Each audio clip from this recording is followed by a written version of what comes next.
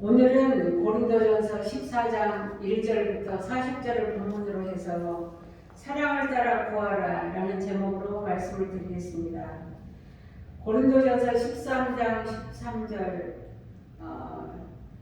모두가 잘 아시는 대로 믿음, 소망, 사랑 이 세 가지는 항상 있을 것인데 그 중에 제일은 사랑이라.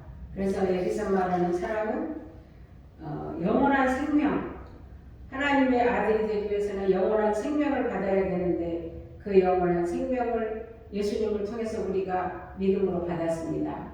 그래서 그 사랑을 전해주는 곳이 교회입니다. 그래서 교회는 이 하나님의 생명을 나눠주는 그 사랑을 전하는 곳으로서 하나님이 성령의 은사들을 각 사람에게 주신다고 고린도전서 12장, 13장, 14장에서 말씀하고 있는데요. 여기 이제 14장에는 보면 방언과 예언에 대해서 특별히 말씀을 하고 있습니다. 그래서 14장 1절에 보니까 사랑을 따라 구하라. 조금 전에 말씀드린 대로 이 사랑은 영원한 생명, 하나님의 아들이 생명을 얻는 이 일을 구하라. 풀어서 설명하면 그렇습니다. 그래서 이것은 신령한 것을 사모하라. 우리가 땅에 있는 것을 신령하다고는 않습니다. 하늘에서부터 오는 그 하나님 나라에 감추어진 그 비밀을 신령한 것이라고 말하는데요. 오늘 그 신령한 것을 사모하라. 특별히 예언을 하려고 하라. 모든 성경은 하나님의 말씀으로서 오늘 우리에게 주심으로 예언의 말씀이 되는 것입니다. 앞으로 일어날 일. 그래서 예수님이 승천하시면서 내가 다시 오겠다 약속하시고 승천하셨죠. 그래서 이제 복음은 다시 오실 그 예수님을 맞이하기 위해서 우리가 이 땅에서 예수를 믿으면 우리는 구원이 되는 것이고 그 예수를 받아들이지 않으면 믿지 않으면 바로 멸망으로 가는 이 큰 일을 교회를 통해서 예언의 말씀을 선포함으로 인해서 하나님이 장차 천국이냐 지옥이냐 오늘 우리 앞에 결정을 하게 되는 것입니다. 그래서 2절에 보면 방언을 말하는 자는 사람에게 하지 아니하고 하나님께 하나니 이는 알아듣는 자가 없고 그 영으로 비밀을 말합니다. 고린도 교회는 되게 지금 고린도전서를 쭉 보면서 보면 열심히 기도했지만 여러 가지로 많은 문제들이 있었습니다. 오늘 14장에서 보면 이 방언에 대해서 이제 바울이 말하고 있는데요. 이 방언은 사람한테 하는 것이 아니라 하나님 앞에 비밀을 말하는 것이다. 그러면 이게 중요하겠습니까? 안 중요하겠습니까? 굉장히 중요합니다.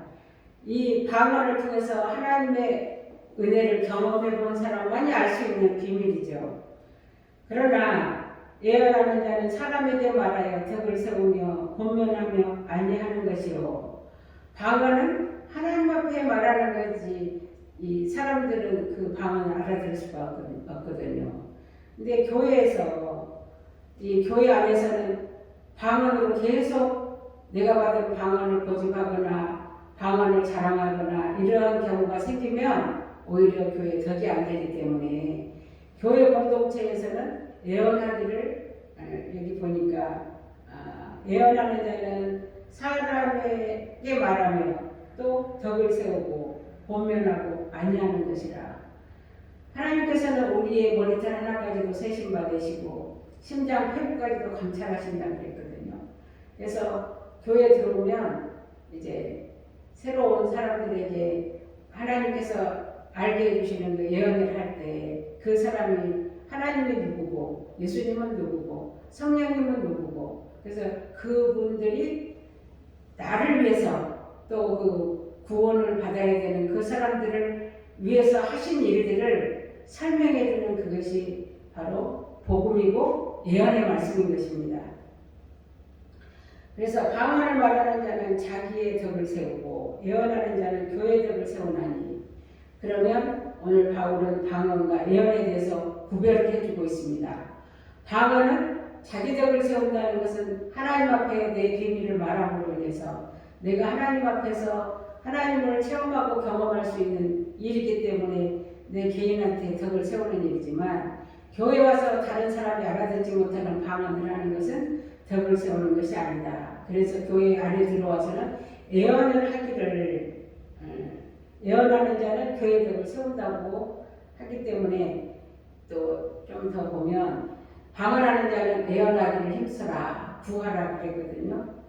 그래서 5절에 나는 너희가 다 방언 말하기를 원하나 특별히 예언하기를 원하노라. 방언을 말하는 자가 만일 교회 덕을 세우기 위하여 통역하지 아니하면 예언하는 자만 못하느니라.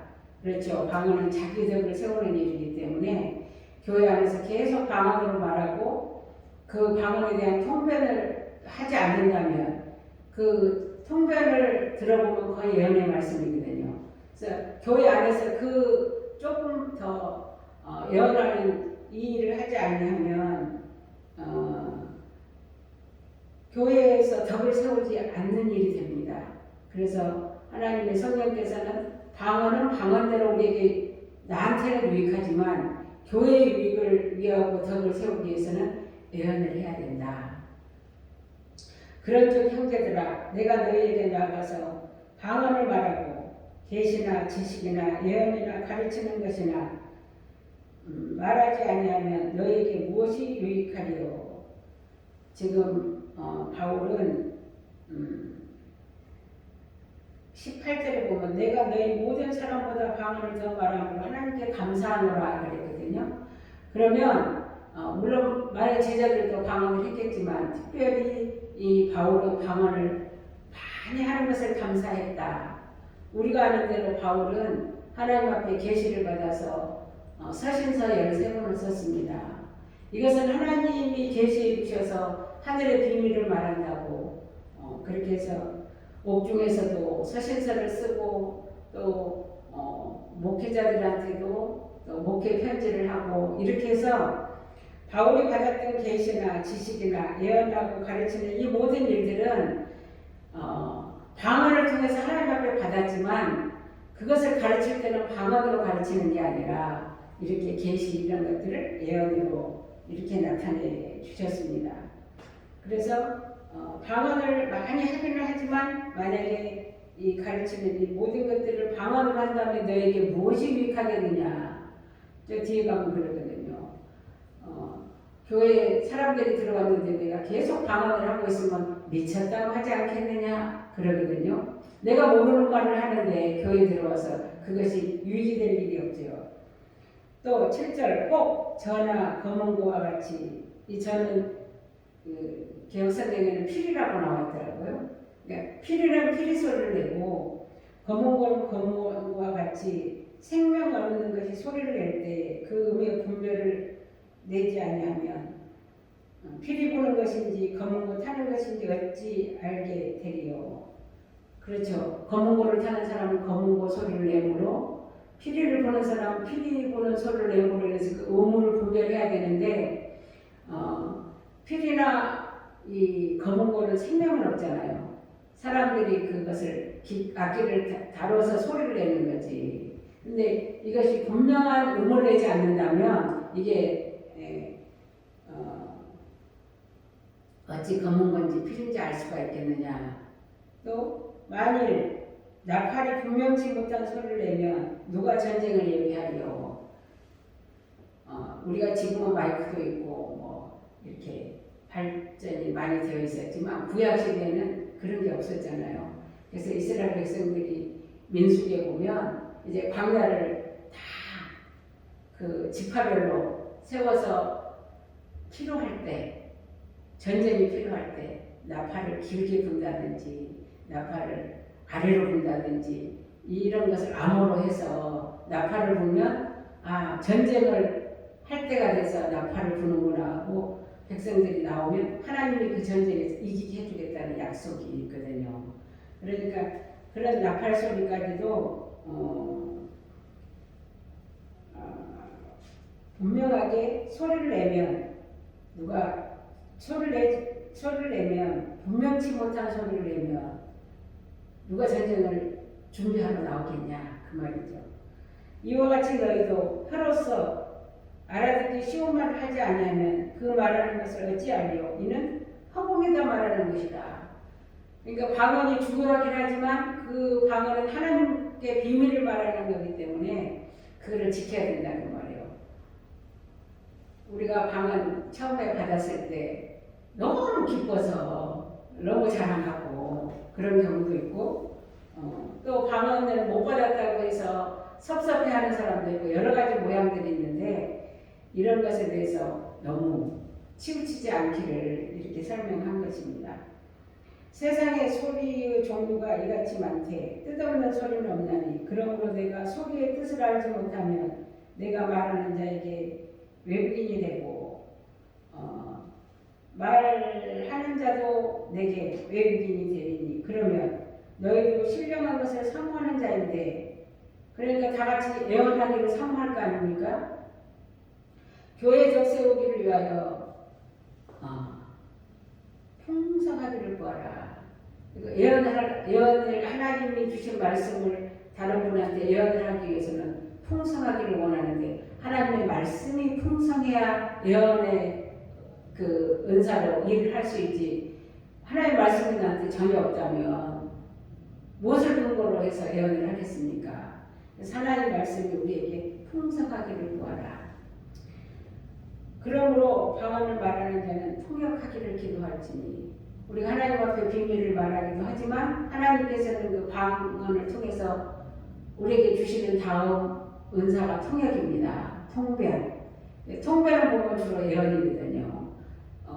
어떤 잘못한 것에 대해서 하나님이 그 바르게 깨닫게 하기도 하고 장차 되어질 일에 대해서 말씀하시기도 하고 그러니까 디모데서에서는 이 하나님의 말씀을 우리가 신앙생활을 바르게 하고 의로 교육하기에 유익한 말씀이다 그랬거든요. 그래서 통역하기를 기도할지니 만일 방언으로 기도하면 나의 영이 기도하거니와 나의 마음은 열매를 맺지 못하리라.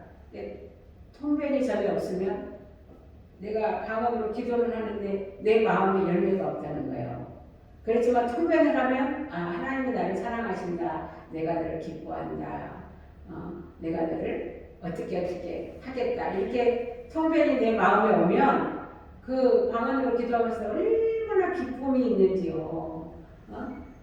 그 하나님 주시는 기쁨이 특별히 저 같은 경우는 방언 기도를 통해서 기쁨을 주실 때가 참 많았거든요. 그러면 어떻게 할고 내가 영으로 기도하고 또 마음으로 기도하고 내가 영으로 찬미하고 또 마음으로 찬미하리라. 뭐 짧은 시간에 이걸 다 다룰 수는 없지만 우리가 방언으로 막 기도할 때 하나님이 내 마음에서 찬송이 터지거든요.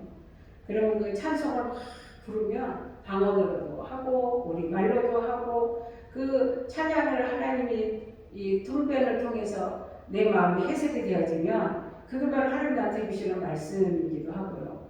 그 기쁨은 세상에 무엇과도 바꿀 수가 없는 그런 기쁨이 내가 영으로 기도하고 또 마음으로 기도하고 영으로 찬미하고 또 마음으로도 찬미하리라. 이거는 많은 성도님들께서 경험하고 있는 하나님이 하시는 일입니다. 그렇지 않으면 내가 영으로 축복할 때 무식한 자들에게 이것을 알지 못한 자들이 와서 내가 무슨 말을 하는지 알지 못하고 내 감사하였지 아멘하리요. 하나님이 나한테 영으로 방언으로 기도할 때 축복하실 때 그 영으로 내가 축복을 선포해도 듣는 사람들이 그걸 알아듣지 못하며 어떻게 아멘을 하겠느냐.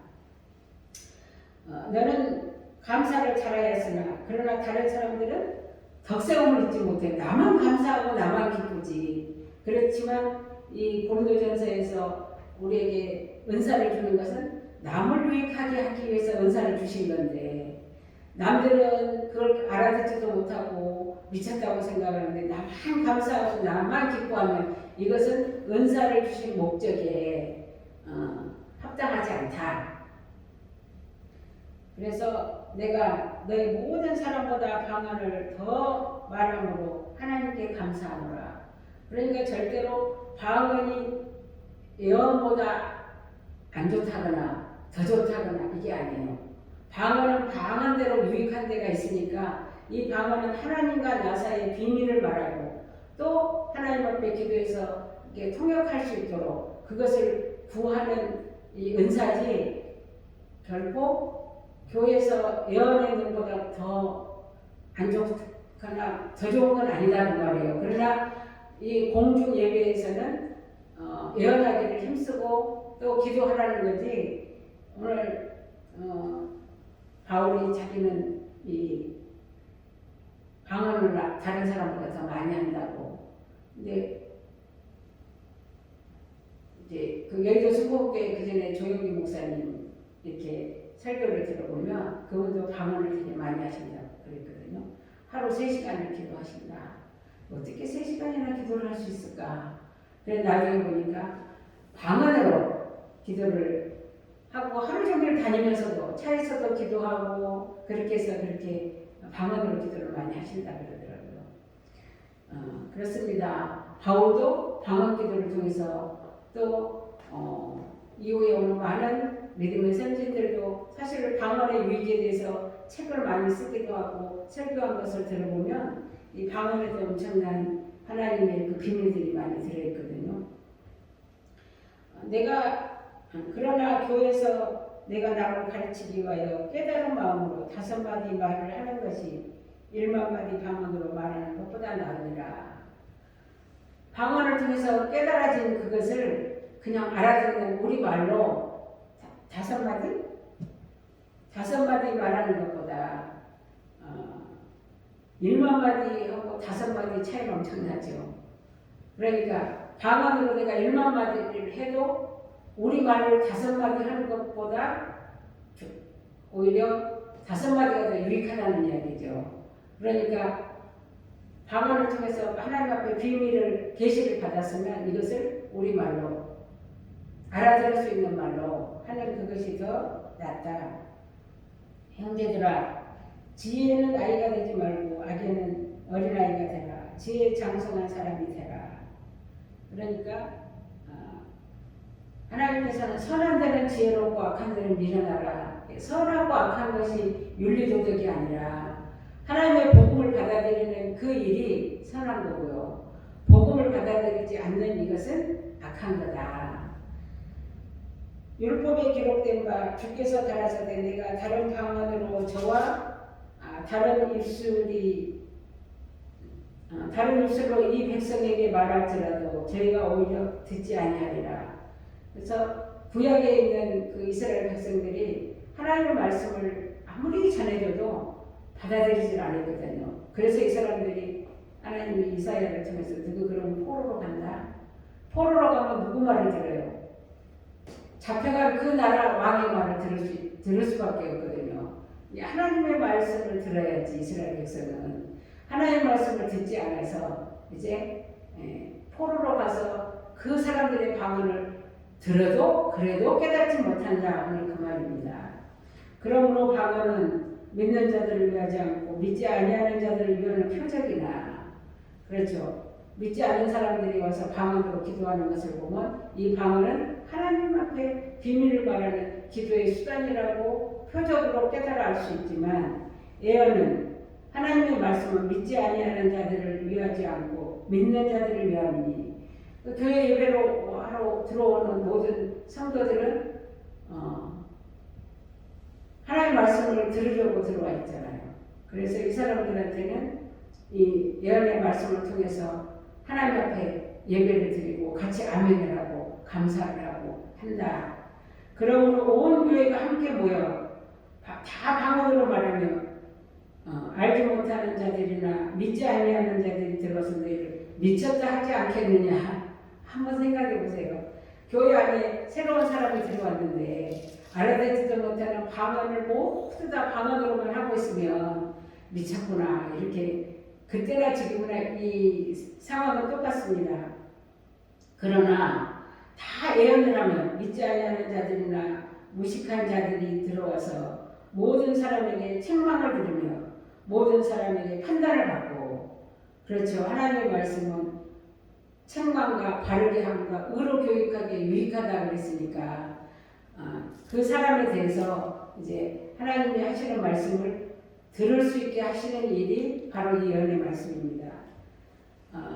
누가복음 2장 35절에 보면 마리아가 예수님을 안고 할례를 하러 들어왔을 때 시므온이 예언을 하거든요.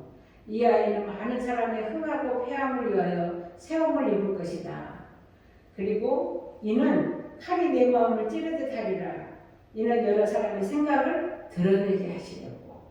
예수님이 십자가에서 죽고 다시 살아나신 이것은 그 예수를 믿으면 흥하고 살아나고, 그 예수를 믿지 않으면 패하고 멸망으로 가고, 그 표적이 되기 위해서 세우셨다 그 말이에요. 그러면 그 예수님이 우리의 죄를 대신, 내가 죽을 그 죄를 예수님이 대신 죽음으로 죄값을 치러줌으로 해서 우리는 우리 죄에 대한 심판을 받지 않고 이제 하나님 나라로 들어갈 수 있는 길을 열어주셨는데, 그럼 그 예수를 받아들이냐 안 받아들이냐 이 문제는 성령이 오셔서 이 말씀을 갖고 우리한테 여기서 말하는 대로 책망을 받고 판단을 받는다는 것은 칼이 내 마음을 찌르듯 하리라. 그러니까 내가 죄인이라는 것을 깨닫게 해주는 거거든요. 그리고 그 히브리서 4장 12절에도 하나님의 말씀은 살았고 운동력이 있어서 어떤 날선 검보다 예리해서 우리의 영과 혼감이 간절과 골수를 찔러 쪼개기까지 하신다. 그래서 베드로가 사도행전에 보면 예수님을 십자가에 못 박아 죽인 그 사람들이 어찌 알고 하나님 보내신 그 메시아를 자기들이 죽인 거예요. 그래서 우리가 어찌 알고 그랬더니 베드로가 너가 그것을 알지 못하고 했기 때문에 각각 마음으로 회개하면 하늘로부터 유쾌한 마음이 너희 안에 들어올 것이다. 그러니까 성령이 오셔서 바로 사도행전에서 바울이 했던 거나 히브리서나 누가복음에서 그 이 예언의 말씀은 결국 우리를 판단하고 그 말씀이 우리를 찔러 쪼개서 믿으면 구원이고 믿지 않으면 멸망한다는 이 말씀이 바로 예언의 말씀입니다. 그래서 그 마음에 숨은 것을 드러나게 되므로 엎드려 하나님께 경배하며 하나님이 참으로 너희 가운데 계시다. 자기 속마음을 드러내서 이 말씀으로 이제 소망을 주고 또 치료를 하시는 이런 일들이 나타남으로 인해서 너희 가운데 정말 하나님이 계신다. 이렇게 해서 교회 덕이 세워져서 이 사람도 예수를 믿게 될 것입니다. 그런즉 형제들아 어찌할꼬 너희가 모일 때 각각 찬송시도 있고 가르치는 말씀도 있고 계시도 있고 방언도 있고 통역함도 있나니 모든 것을 덕을 세우기 위하여 하라. 그러면 교회 안에 하나님께서 은사를 주시는데 각 사람에게 성령이 나눠주신다고 그랬잖아요. 그러면 내가 받은 은사가 제일이라고 생각할 수 있는 건 교만입니다. 그러나 하나님께서 여러 사람한테 주신 그 은사를 각기 존중하고 인정하는 이 마음을 가지고 있어야 된다. 왜? 이 은사를 주신 모든 것은 교회의 덕을 세우기 위해서 주셨기 때문에. 교회의 덕을 세운다는 것은 영혼을 구원하기 위해서. 아까 사랑을 따라 구하라. 이게 하나님이 나한테 주신 은사. 그 은사를 놓고 하나님 앞에 구할 때 저 영혼을 구원할 수 있도록 하나님 나한테 통역할 수 있도록 나한테 애원할 수 있도록 하나님 앞에 그 신령한 은사를 구하라고 했는데 그렇게 해서 하나님으로부터 받은 그 은사는 교회의 덕을 세우는 일에 그러니까 영혼을 구원하는 일에 쓰여져야 된다 그 말입니다. 이제 이 공공 예배 속에서 나타나는 여기는 하나님의 질서가 있거든요. 보면 누가 만일 누가 방언으로 말하거든 두 사람이나 다불과 세 사람이 차서를 따라하고 한 사람은 통역할 것이요. 지금 이런 예배를 드리는 공동체도 있어요. 우리는 지금 이런 방법으로 안 드리고 순서를 정해서 예배를 드리고 있지만 초대교회 때는 이렇게 예배가 이루어졌었나 봐요. 무슨 말이냐 그러면 누가 방언을 하는데 또 저 사람도 방언하고 저 사람도 방언하고 그랬을 경우에 어떻게 할 것이냐.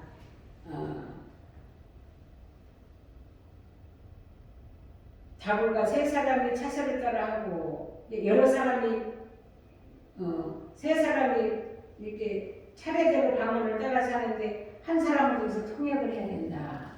그렇죠? 교회 덕을 세우기 위해서는 성령께서 통역을 주십니다. 그래서 만일 통역하는 자가 없거든 교회에서는 잠잠하고 자기와 및 하나님께 말할 것이요.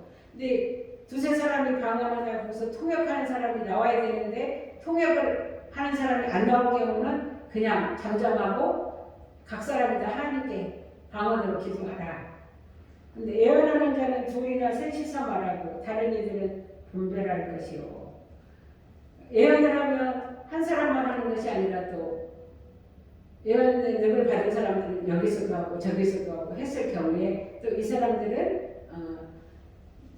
다른 두 사람, 세 사람이 예언을 하고 있을 때 다른 사람들은 분별을 하라고요. 예언도 성령이 주시는 예언도 있지만 사람의 생각으로 예언하는 사람도 있고 또 악한 영이 예언하게 하는 것도 있거든요. 그래서 여기는 예언에 대해서 분별하라. 또 하나님의 말씀을 전할 때도 베레아 사람들은 바울이 가서 복음을 전할 때 어떻게 했냐 그러면 이 말이 성경 말씀이 맞는가 하고 분별했다고 그랬거든요. 그러니까 이 예언은 여러분 하나님의 말씀을 분별하는 것도 이 예언으로 들어갑니다. 또 만일 곁에 앉은 다른 이에게 계시가 있거든 먼저 하던 자는 잠잠할지니라. 그러니까 예언을 할 때 먼저 예언을 하고 있는데 또 다른 사람이 예언을 하면 먼저 하던 사람은 그냥 잠잠히 있고 그 나중에 하는 그 사람이 예언하도록 하라.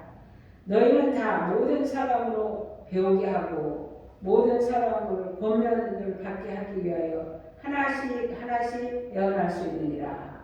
그러니까 그 예언하는 소리를 듣고 그 사람한테 배우고 또 권면을 받을 수 있도록 주변에는 다 잠잠하고 한 사람만 예언하라는 거예요. 이 사람 저 사람 중구난방으로 예언을 하면 듣는 사람들이 어지러워지니까 예언하는 자들의 영이 예언하는 자들에게 제재를 받나니 그렇잖아요. 예언하는데 이 사람은 이렇게 하고 저 사람은 저렇게 해서 예언하는 사람들끼리 충돌이 일어나면 이게 제재를 받게 되기 때문에 하나님은 어지러움의 하나님이 아니시오. 오직 화평의 하나님이시라. 교회 덕을 세우기 위해서는 또 어지럽게 막 서로 자기가 옳다고 하면 안 되고 하나님이 화평한 하나님이기 때문에 질서를 따라서 해라. 모든 성도의 교회에서 한 것 같이 여자는 교회에서 잠잠하라. 저희의 말하는 것을 허락함이 없나니 율법에 이른 것 같이 오직 복종할 것이요.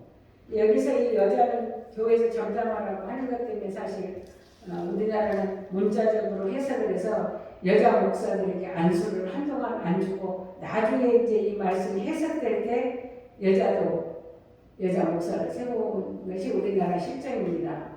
그래서 문자적으로 보면 이 여자가 교회에서 말하지 말고 잠잠하라고 되어 있지만 우리가 에베소서 5장 30절에 이하에도 보면 교회와 그리스도에 대한 이야기를 바울이 어떻게 비유로 설명을 했냐 그러면 아내들은 남편한테 복종하고 남편은 아내들을 생명의 유혹을 함께 이을 자로서 연약한 자로서 사랑하라고 그랬거든요.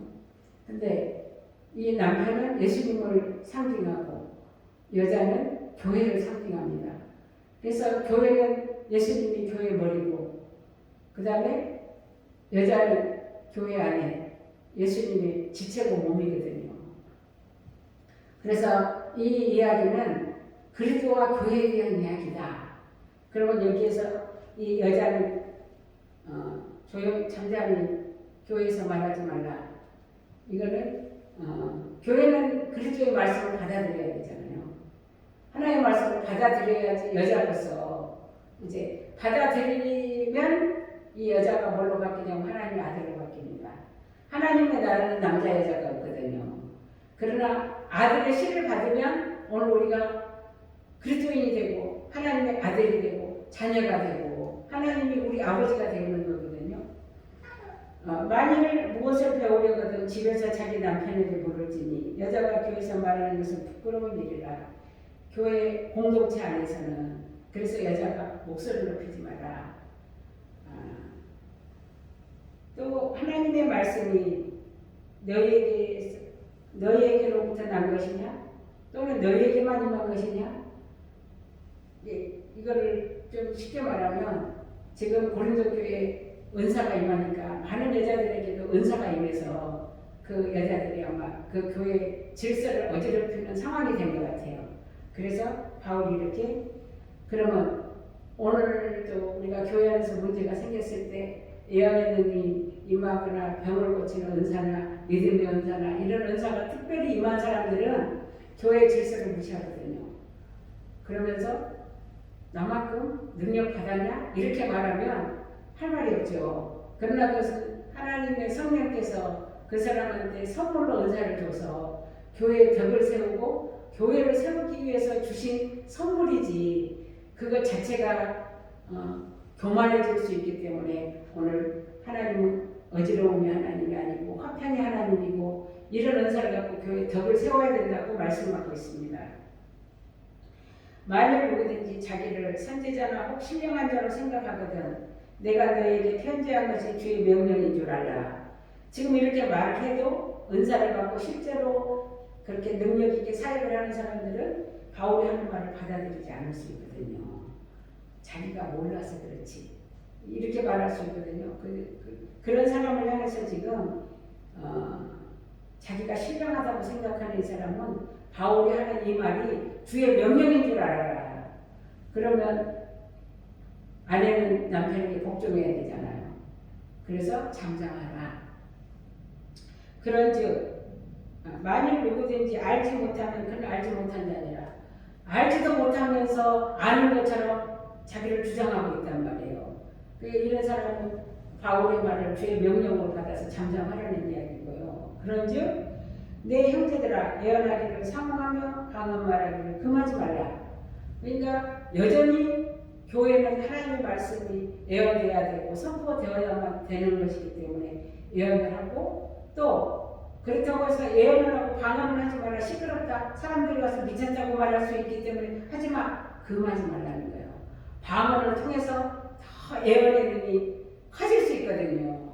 그래서 예언하기를 사모하고 방언 말하기를 금하지 말라. 근데 현대 교회들에서 방언을 통해서 교회가 어지러운 상황이 오고 이거를 이 말씀으로 바르게 다스리지 못하니까 아예 방언을 금하는 교회들이 있거든요. 방언을 금하는 목사님들도 계시고요. 그렇지만 오늘 성경에서 바울은 방언하기를 금하지 마라. 나는 다른 사람들보다 방언을 많이 하기 때문에 감사한다. 그러면서 모든 것을 적당하게 하고 질서대로 해라.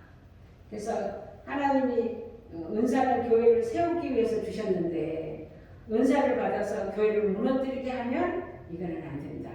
이것이 오늘 고린도전서 14장이 오늘 우리에게 주시는 교훈입니다. 감사합니다.